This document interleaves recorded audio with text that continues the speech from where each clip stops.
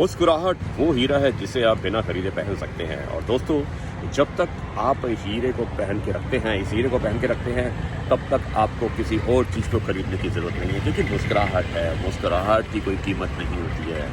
आपको happy women's day. आज 8 मार्च है और मैं आप सभी को हैप्पी वुमेंस डे कहता हूँ। और उसी के उपलक्ष्य में कहता हूँ कि अबला जीवन हाय तेरी भी यही कहानी, आंचल में दूध आंखों में पानी। और दोस्तों, आज हम वुमेंस डे स्पेशल मनाएंगे और आज मैं आपको एक कहानी सुनाऊंगा जो कि वुमेन डे स्पेशल के उपलक्ष्य में होगी। आरजे आदि कश्यप, मुंबईचा माणूस। दोस्तों, आरजे आदि विशेष कुछ अलग हो जाए में आज अंतर्राष्ट्रीय महिला दिवस है, यानी कि 8 मार्च। और मैं आपको कुछ ऐसी 10 महिलाओं के बारे में बताना चाहता हूं जिन्होंने न सिर्फ भारत में बल्कि दुनिया भर में बल्कि अपना नाम रोशन किया है। महिलाएं बेहद इमोशनल बीइंग होती हैं और इन्हीं इमोशंस के चलते कई बार उन्हें पुरुषों से कमतर समझा जाता है। उनके हौसलों को तोड़ने के प्रयास किए जाते हैं। कई बार सोसाइटी और दुनिया उनके पंखों को काटने में सफल होती है और कई बार दुनिया उनके हौसलों और बुलंद ख्यालों के सामने अपना सर झुकाती है। दोस्तों, आज मैं 10 best women entrepreneur of India के बारे में बताना चाहता हूं जिनकी एक सक्सेस स्टोरी है। और शुरुआत करता हूं मैं कल्पना सरोज से, जो कि सीईओ हैं कामनी ट्यूब्स की। दोस्तों, कल्पना सरोज महाराष्ट्र के अकोला सिटी में एक दलित परिवार में जन्मी थी। उनकी 12 साल की उम्र में ही मुंबई स्थित एक 22 वर्षीय व्यक्ति से शादी कर दी गई। ससुराल वालों के दुर्व्यवहार के चलते उनकी शादी कुछ ही महीनों में विफल हो गई और वह अपने माता पिता के पास लौट आई। आप विश्वास नहीं करेंगे कि हाईली सक्सेसफुल और एम्बिशियस आज की कल्पना सरोज कभी लाइफ में डिप्रेस्ड होकर सुसाइड की तरफ कदम बढ़ा रही थी। 1980 के आखिर में सरोज वापस मुंबई आई। वो जिंदगी में कुछ करना चाहती थी। वो छोटे छोटे आइडियाज ऑफ बिजनेस के बारे में सोचती थी। वो मुंबई की एक गारमेंट कंपनी में 60 रुपये की सैलरी पर बतौर लेबर काम करके अपना जीवन गुजारने लगी। उन्होंने अपने फर्स्ट बिजनेस वेंचर के लिए 50,000 रुपए का लोन लिया और फर्नीचर बिजनेस और बुटीक स्टार्ट किया। यही कल्पना सरोज, जो कि एक लेबर के तौर पर काम करती थी, आज 7 कंपनियों की मालिक हैं। उनमें से एक है कामनी ट्यूब्स। दोस्तों, दूसरी कहानी है डॉक्टर गजाला अमीन की, जो सीईओ हैं फासियाम एग्रो फार्म की। गजाला अमीन आज कश्मीरी वुमेन के लिए सोर्स ऑफ इंस्पायरेशन है। उनकी कंपनी फासिया एग्रो फार्म्स आज जानी मानी एग्रो फार्मिंग कंपनीज में से एक है, जिसका टर्नओवर 1 करोड़ रुपया है। आज गजाला अमीन जी अनेकों अवार्ड से उनको नवाजा गया है। वो एक एंटरप्रेन्योर होने के साथ साथ कश्मीर वुमेन एम्पावरमेंट में योगदान भी दे रही हैं। गजाला अमीन की सक्सेस स्टोरी के शुरुआत में वो एक रेगुलर हाउसवाइफ थी। उनका हमेशा ही बिजनेस इंटरेस्ट रहा और वह बिजनेस आइडिया में हिंदी के बारे में सोचती रहती थी। उन्होंने अपने बिजनेस की शुरुआत 6 लाख रुपये से की थी, जो कि उनकी पर्सनल सेविंग थी। दोस्तों, जरा सोचिएगा, एक हाउसवाइफ और 2 बच्चे होने के बाद शायद ही कोई इतना बड़ा फैसला उठा पाएगा। यही गजाला अमीन को अलग अलग बिजनेस में उन्होंने सफलताएं हासिल की। दोस्तों, तीसरी है रिचा आकार, जो कि को फाउंडर है जिवामे की। दोस्तों, रिचा कार ने जिवामे ऑनलाइन स्टोर की शुरुआत की थी। जिवामे वुमेन अपैरल बेचने वाला ऑनलाइन स्टोर है और शुरुआत में लोन और फैमिली से पैसे उधार लेकर उन्होंने अपना ऑनलाइन स्टार्टअप खोला। आज जिवामे ने the way of women shopping को ही पूरी तरह से बदल डाला है। आज जिवामे की नेटवर्थ 100 करोड़ रुपए है। और दोस्तों, रिचा कार एक इंस्पायरेशन है आज की यंग गर्ल्स के लिए, जो हमेशा बिजनेस और ड्रीम फॉलो करने से डरती हैं। सेल्फ कॉन्फिडेंस और सेल्फ रिलायंस भी सफलता की तरफ जाते रास्तों में से एक रास्ता होता है। दोस्तों, चौथी जो मैं बात कर रहा हूं वो है वंदना लूथरा, जो कि फाउंडर है VLCC की। वंदना लूथरा आज बिजनेस वुमेन ऑफ इंडिया में से एक है। वंदना लूथरा VLCC ब्रांड की फाउंडर है।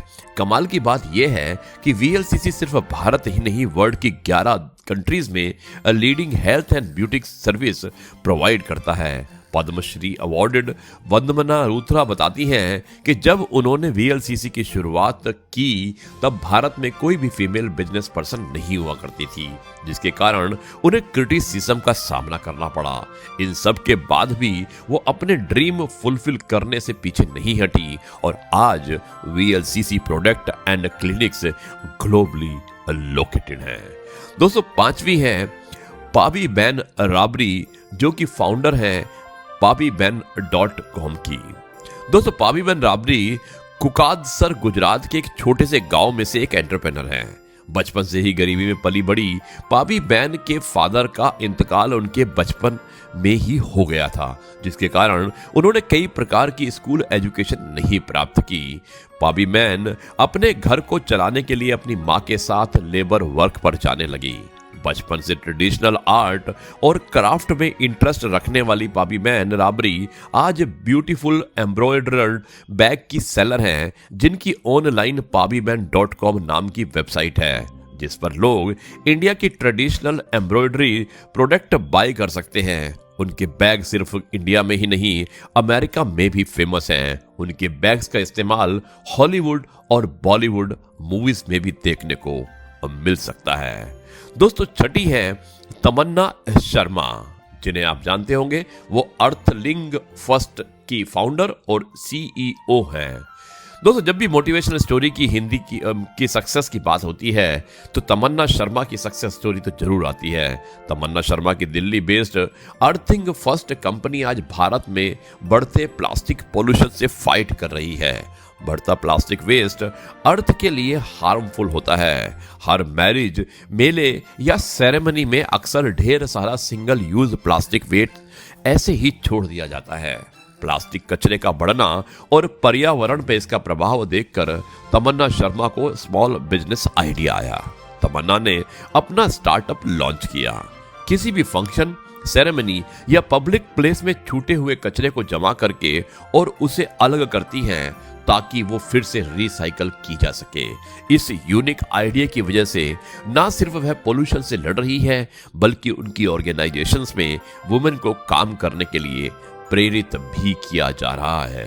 दोस्तों, सातवीं है Sobita Tamuli, japi and organic manure business करती हैं। ये इसकी फाउंडर हैं और सीईओ हैं। तेलना असम वाली सोबिता तामुली आज एक ऑर्गेनिक फर्टिलाइजर मैन्युफैक्चरिंग कंपनी जापी नाम की फाउंडर है। ये फेमस वुमेन इन इंडिया एक बिजनेस वुमेन है।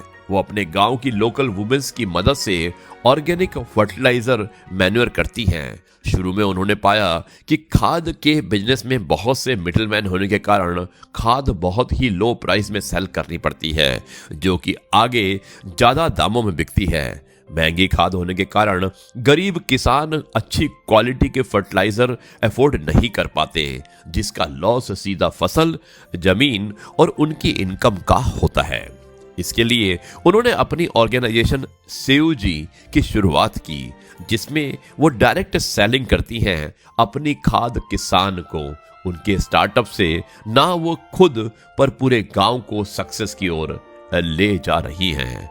दोस्तों, आठवीं है थिनलास कोरल, एक लद्दाखी वुमेन ट्रैवल है और इन्होंने एक जो फाउंडर है लद्दाखी वुमेन्स ट्रैवल, उसकी थिनलास कोरल। थिनलास कोरल लद्दाख में अपने कैरियर की शुरुआत बतौर ट्रैकिंग गाइड से की थी। She was the trekking guide and tourism in Ladakh. पूरी दुनिया में लोग उसे हिमालय और ब्यूटीफुल वैली का लुत्फ उठाने आते हैं और ट्रैकिंग भी लद्दाख के मेजर अट्रैक्शन का हिस्सा होता है। ट्रैकिंग अपने आप में ही चैलेंजिंग है और एक ट्रैकिंग गाइड का ट्रेंड होना अनिवार्य होता है। आज थिनलास कोरल अपनी travel company Ladakhi women's travel के माध्यम से महिला को ट्रैकिंग में प्रोफेशनल ट्रेनिंग देती हैं। थिनलास को मोटिवेशनल स्टोरी के बारे में भी बताया गया और उन्हें ये कहानियां सुनना बहुत पसंद है। वो अपनी कंपनी के बतौर गाइड एम्प्लॉयमेंट भी देती हैं। थिनलास कोरल ने अनेकों महिलाओं को रोजगार प्रदान किया है और वे भी अपने इस यूनिक बिजनेस मॉडल की मदद से। दोस्तों, 9वां नंबर है नेहा अरोड़ा, जो कि फाउंडर है प्लेनेट एबेल्ड की। दोस्तों 2016 में नेहा अरोड़ा ने प्लेनेट एबेल्ड की फाउंडेशन रखी थी, जब उन्हें एहसास हुआ कि डिसेबल्ड पीपल को इंडिया में घूमना कितना मुश्किल होता है। नेहा शर्मा अपनी ट्रैवल कंपनी प्लेनेट एबेल्ड के माध्यम से डिसेबल्ड पीपल की दुनिया घूमने में हेल्प करती हैं। उनकी tour package people with disability को ध्यान में रखकर बनाए जाते हैं। उनकी टीम पूरी तरह से काबिल है डिसेबल्ड लोगों को दूर के दौरान या टूर के दौरान हैंडल करने में। उनकी टूर बस में रैंप और दूसरी जो जरूरत की चीजें होती हैं वो उनको आसान बना देती हैं और उस बस में वो सुविधाएं उपलब्ध होती हैं। दोस्तों उनके डेडिकेशन की वजह से आज इंडिया में डिसेबल्ड लोग भी ट्रैवल एंजॉय कर रहे हैं और जिंदगी का लुत्फ उठा रहे हैं। दोस्तों हमारी आखिरी जो आज 10वीं महिला हैं जिनके बारे में बताना चाहता हूं वो है लक्ष्मी मेनन, जो कि फाउंडर हैं प्योर लिविंग की। दोस्तों लक्ष्मी मेनन अपने प्योर लिविंग अपने न्यू आइडिया की मदद से डिफॉरेस्टेशन की प्रॉब्लम का सॉल्यूशन लाई है। उनकी कंपनी बनती है ऐसे डिस्पोजेबल पेन, पेपर और पेंसिल वो बनाते हैं जो कि ट्री बन जाते हैं। पेन, पेपर और पेंसिल अक्सर वन टाइम यूज करके फेंक दिए जाते हैं। डिस्पोजेबल होने के कारण ये भी बढ़ाते हैं पोल्यूशन का हिस्सा। अपने इस यूनिक प्रोडक्ट की मदद से लक्ष्मी मेनन ने डिफॉरेस्टेशन से लड़ने का सॉल्यूशन निकाला है। उनके प्योर लिविंग में वो डिफरेंटली एबल्ड वुमेन को एम्प्लॉयमेंट देती हैं और उन्हें प्रोफेशनली ट्रेन करती हैं। अपने क्रिएटिव आइडिया के मदद से वो सोसाइटी की हेल्प कर रही हैं।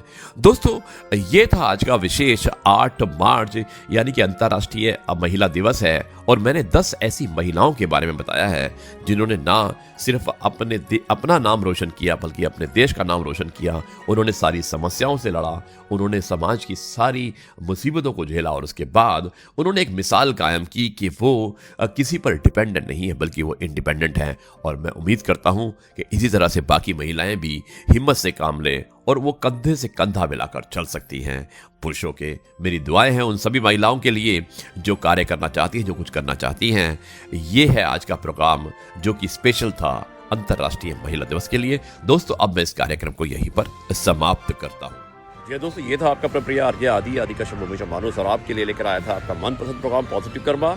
एपिसोड नंबर था 303 वुमेन डे स्पेशल और दिन था सोमवार। मैं सभी महिलाओं को बहुत बहुत एक बार फिर से वुमेन्स डे बोलना चाहता हूँ। अब मैं इस कार्यक्रम को यहीं पर समाप्त करता हूँ और कल आपसे एक बार फिर मुलाकात होगी एक नई कहानी, नए किस्से और नई बातों के साथ। तब तक के लिए मैं आपसे कहता हूँ नमस्कार, जय हिंद, वंदे मातरम, भारत माता की जय और जय जवान जय किसान।